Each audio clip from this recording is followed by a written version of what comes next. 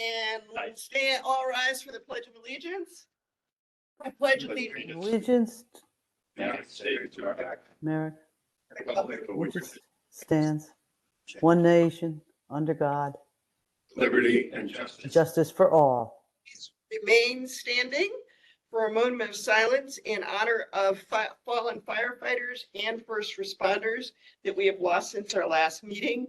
In particular, please remember Robert J. Holzbar, a retired Fairfield firefighter.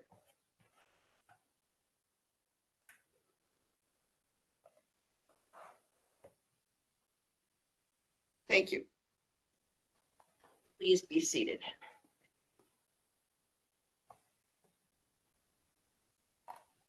I need a motion to approve the minutes of April 13th. I I'll need a second it. I'll second it. Thank you. All in favor? Aye. Aye. Unanimous. Okay. Reports. Chair's report is, I checked yesterday on HB 6841, an act concerning firefighter recruitment and retention, which was just referred to the Office of Legislative Research and Office of Fiscal Analysis on May 10th. On the Legiscan reporting, it looks as though they're expected to return their analysis by May 15th, but who knows?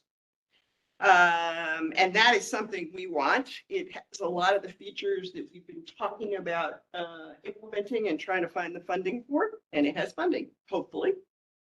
On SB 097, an act providing workers' compensation benefits for certain cancers in firefighters is tabled on the Senate calendar as of May 2nd. And as of yesterday, there has been no further action. And unless somebody puts it off the table in the Senate, it can die on the calendar. And that's all I have. Chief.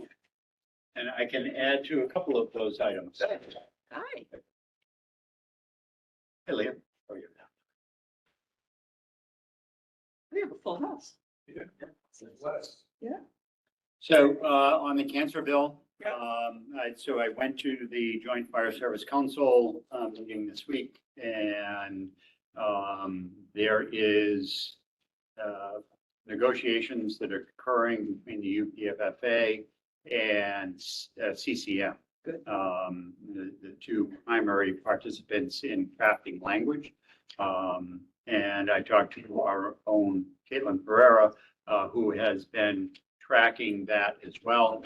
And there is discussion that is continuing. Unfortunately, and I talked to President Tuttle about it earlier this week, the cancer legislation, they seem to be taking it out of, or the movement is to pull it out of workers' comp and in a different mechanism to provide some benefits. That just creates a host of problems on managing medical claims and reimbursement without an agency or an existing infrastructure to manage that. It's a very complex process when you think of how we manage medical claims or injury claims through CCM. To do something as complex as cancer outside that realm, I think is, we already have that system, a system, and this seems to be short of what everybody hoped for, but there is continued movement and discussion. If I may, I believe that the right thing is in workers' compensation, but they need to come up with an extra source of funding, because individual towns may not be able to support it and so there needs to be a sort of statewide funding. Isn't Right. that? Yep, that's what I understood. On the recruitment and retention, there was a huge catch-all list of programs and projects that were included in that bill. The request from the Education Committee and the Public Safety Committee, who was, the representative from the Pat Boyd from Putnam was at our meeting. And the request is to narrow the scope of that bill. There's a meeting on Monday to do just that, to really refine the recruitment and retention process, Some of the challenge came from the educational system, because there was, as we have talked, a goal of introducing public safety in the Right. middle and high schools. There was a lot of pushback from the education lobby. So there, again, that project still move, that bill is still moving forward, but the Joint Fire Service Council will meet on Monday to refine it. Thank you. There is a bill, as you know, that we have PFAS foam on our fire apparatus, commonly referred to as forever, one of the forever chemicals. We have isolated it in the tanks and disabled the ability to deploy it, waiting for a disposal method. There is significant funding in several bills to reimburse communities or provide a statewide funding for removal and disposal. So we're tracking that as well. And lastly, the study that we had talked about for a fire station location is in the purchasing department, being reviewed and put in RFP language, and will be released as soon as we can push them to get that done. Great. But they are, I check fairly regularly for progress, and they are still developing the boilerplate language that goes on top of that. That's it. That's it. Deputy Chief, any questions? Commissioners? Everybody seems good. Deputy Chief. Okay, in regard to operations, in the last month, we've had a few significant structural fires. One on Westport Turnpike, where our units found a structure fire well involved on arrival in an area where there are fewer hydrants. But units were able to hold the fire at the main single-story building and keep it away from a two-story addition. So they did very aggressive work and quick work. Well, difficult fire, but they did a great job. Also, there was a small one on Melville Avenue where a grocery bag was placed on an electric burner, which was still on. So it was an accidental thing, but units found heavy smoke within the building, and they had to ventilate, rescue a dog that was kind of stuck in a heavily charged house, that would have been dangerous for the dog there at that time, breathing that. And there was another one, small fire caused by malfunctioning computer charger on top of furniture. We were notified by an automatic alarm. The family then called and looked in cameras. They were not at the house, and they said, "Oh no, you don't have to come. We don't see anything." So fortunately, our people continued to go and found a small fire. We had mock crash a couple weeks ago at Roger Ludlow High School, and tomorrow Ludlow's will be Ward. Say the right, yeah, Ward will be Ward. I wrote tomorrow's Ward. And as you know, I'm sure most of you know what it is. If you don't, please ask me and I'll explain. But it is a great thing for education for our high school students. We're still working with risk management on issues related to the Marine 228 sinking. We're still waiting for the insurance company's report, in consultation with their engineers. So we can't really go any farther until we get that report. But we're looking at a few different things about how much it would cost to buy a new boat, how much it would cost to refit the hull and all the equipment there. But we can't do much more until we get a final report and we find out how much money they're going to give us also. In regard to emergency management, we've done CERT activation requests for Memorial Day and the half marathon, so they're coming up. In regard to facilities, we're waiting for the architect's plans to come back in order to bid out Station 1's bathroom projects. The apparatus door replacement projects, you'll see Station 1, the front is completed.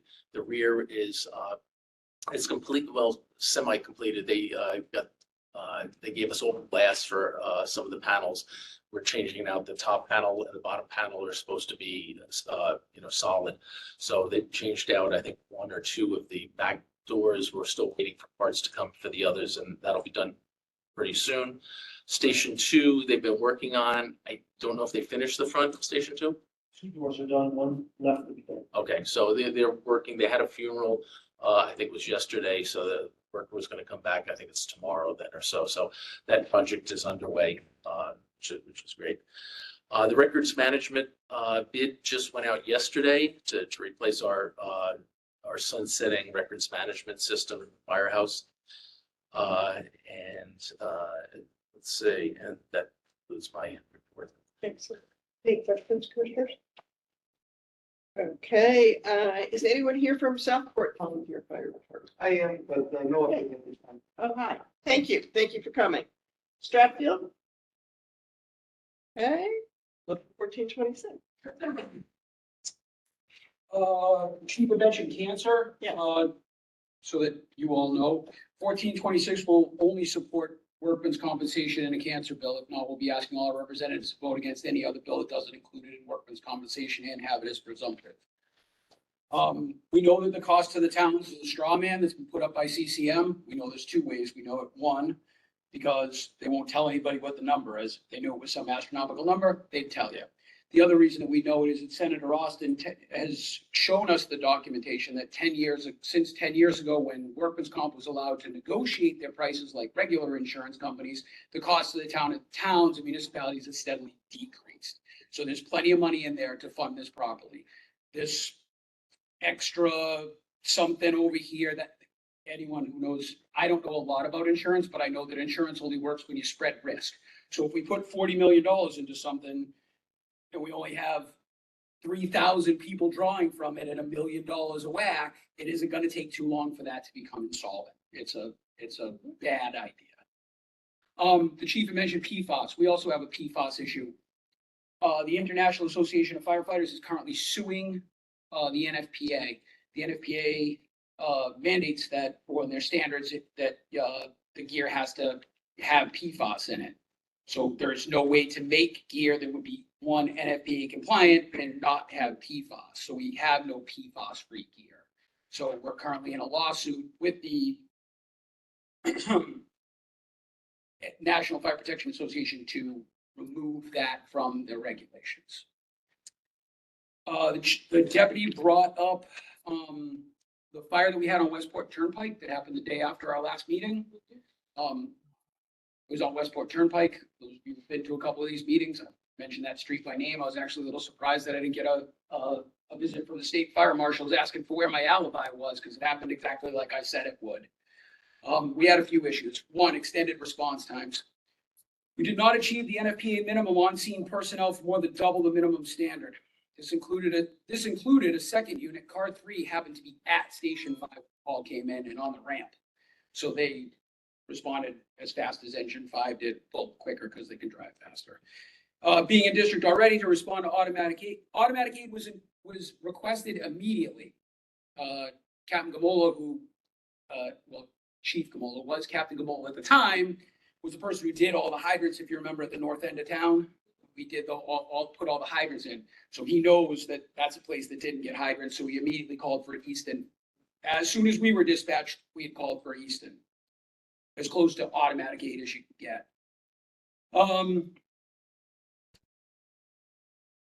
We had inadequate manpower.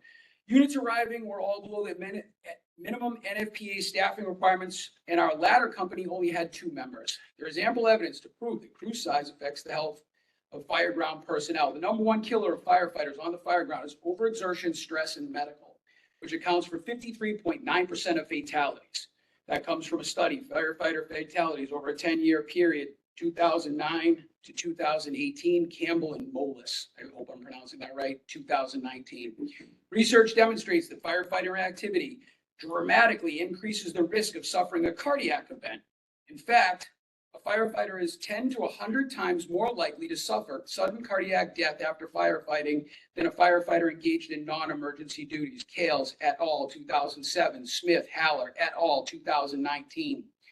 More than 7,000 firefighters suffered non-fatal duty-related cardiovascular events in the last 10 years. Again, Campbell and Moelis 2019. Sudden cardiac events account for approximately 50% of line line of duty deaths reported by the NFPA, see table 1, which is the original documentation that I mentioned, the firefighter fatalities over 10 years. And these events are much more likely to occur during a firefighter. Again, same data. The data in table 1 clearly indicates that fire suppression activities can trigger sudden cardiac events in individuals with underlying heart disease. The physical work, environment, stressors, psychological stress, association with firefighters can all contribute to a cardiac event to vulnerable firefighters. Stodorales et al. 2011, Smith et al. 2018. Research has proven that firefighting leads to a significant cardiovascular strain, including cardiovascular work, decreased stroke volume, impaired diastolic function, vascular stiffness, changes in EKG, and a precoagulant state. Smith et al. Foz 2011. Fernal et al. 2012, Smith et al. 2011, Burgess et al. 2012, Smith et al. 2014, Smith, Woods, Horn et al. 2016, Smith, Horn, Fernal et al. 2019. Firefighting may also trigger an arrhythmia or plaque rupture, which leads to sudden cardiac death and non-fatal cardiac events. See Figure 2.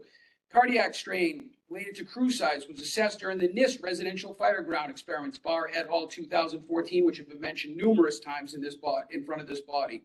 Cardiac monitors were worn by study participants during live fire experiments.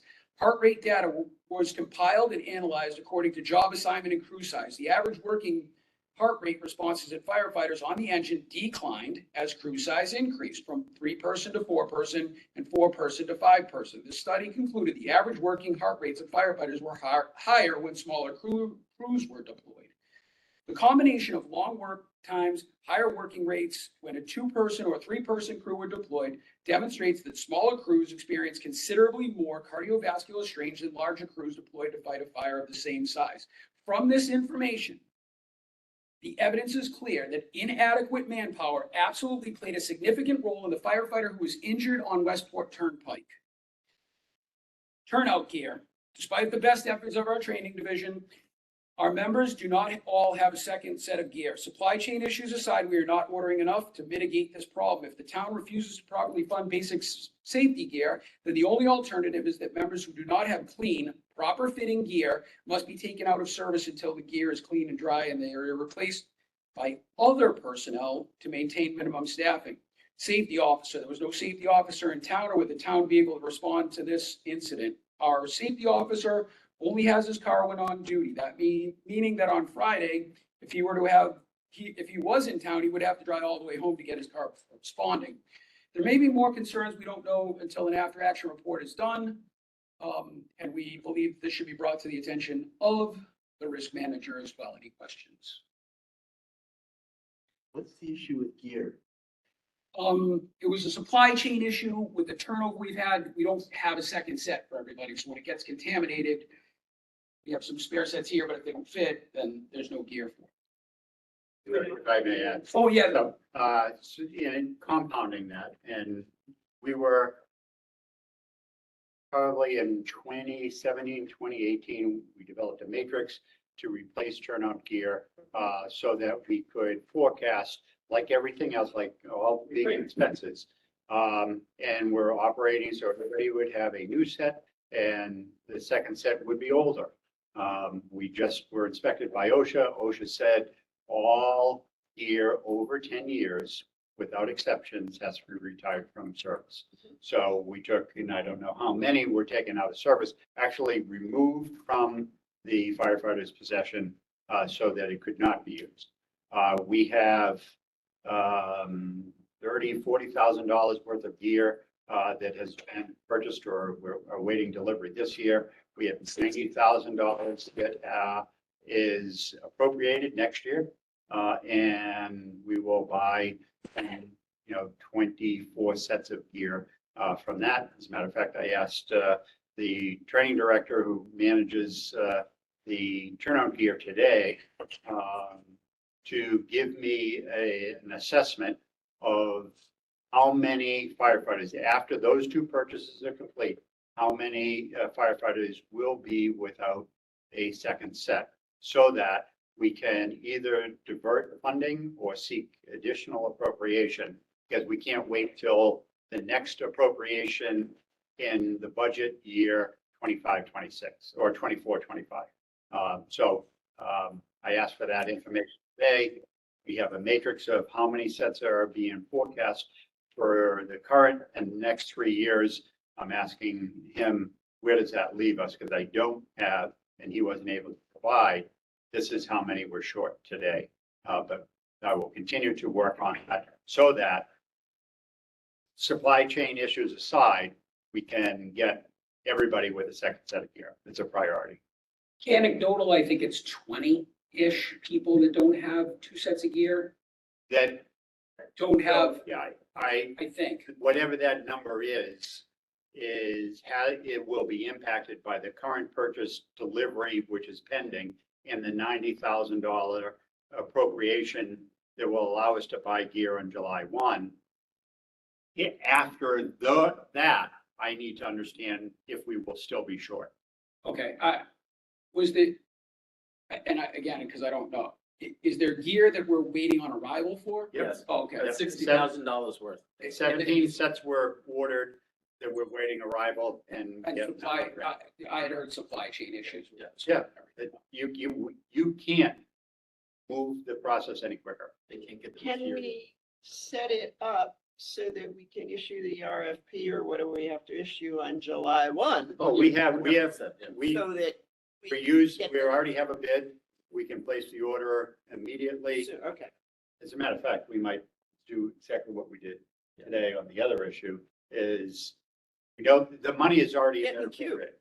So let's issue the PO. yeah, Maybe we that's, could- that's my point, is Just speed it get up. the queue for the vendor. If we're gonna deal with supply chain issues, let's Yep. manage them. And Okay.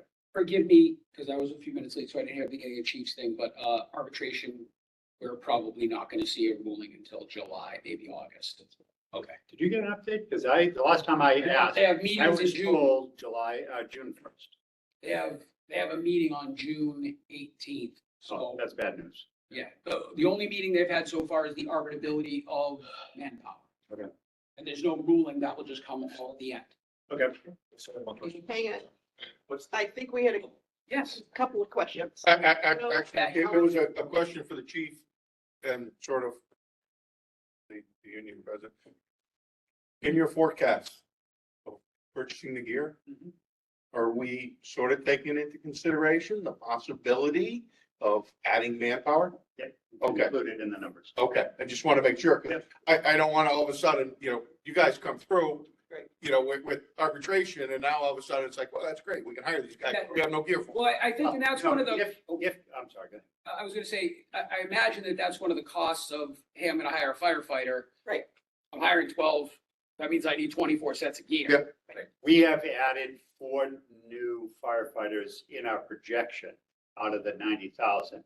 If there is a settlement that adds additional firefighters, then that'll come out of contingency because it's not budgeted. But even if we were to win, you're looking, the next 12 and the next 12 are 2 and 3 years out.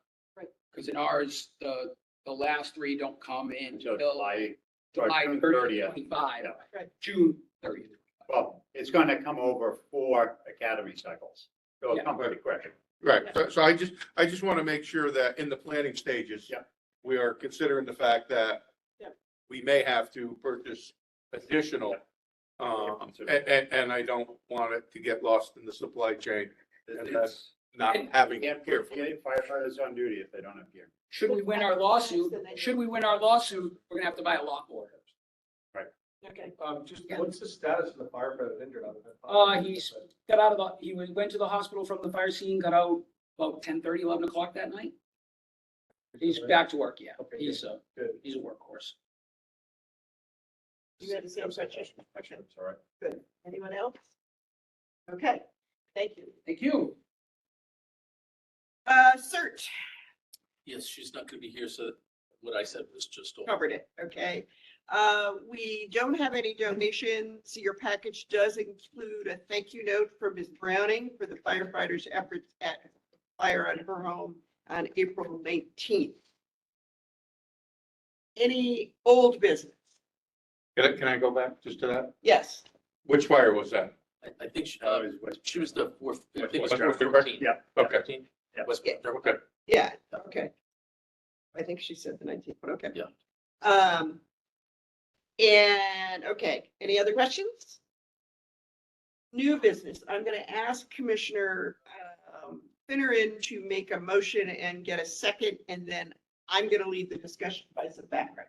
Okay, so I, Commissioner Penner, motion that the commission establish the Town of Fairfield Fire Department firefighter eligibility list effective May 12th, 2023, and will be effective until June 30th, 2025, unless the successor list is approved by the Fairfield Fire Commission. I might need some help with these names, like from the last time. Following is the rank order list established for candidates. Corinne Mignakis, Jeffrey Sturgis, Nicholas Santaniello, Andrew Ocampo, Christopher Dubois, Sean Stewart, Clayton Ahern, Devin Waters, Michael Schenk, Stephen Kelly, Paul Wetmore III, Jeff Behan, and then Frank Novak.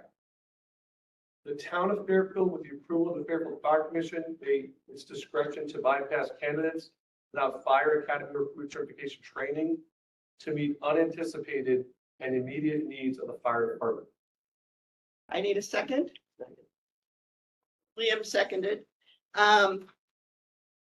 So the first 12 names are in the exact same order. We've added a 13th name. We had very little time on the day of the commission meeting because we did 11 interviews. And I inadvertently, and the panel agreed on the order, including the last candidate on the list was Frank Novak, ranked 13th. I inadvertently only picked up 12 names. And it wasn't caught until Assistant Chief Case caught it after Mr. Novak's name was missing and immediately alerted the panel members. On April 19th, the entire panel re-met to review our results, and we confirmed that we meant to publish a list with all 13 names. Fortunately, the language of our resolution provides for a solution that we in fact could just pass a new list and it would be effective, and it doesn't affect the rank order. It's just adding a 13th name. And I want to thank the panel members for convening so quickly so we could confirm our intentions and documentation for the new list to be done immediately. So, questions? All in favor? Okay. Aye. Opposed. Okay, any public comment? Okay, we have nothing else to come up, I believe. Yes, Motion to adjourn. in a second. Okay. Second, Brenda Robb, all in favor? Okay. Thank you. Thank you all. Chair,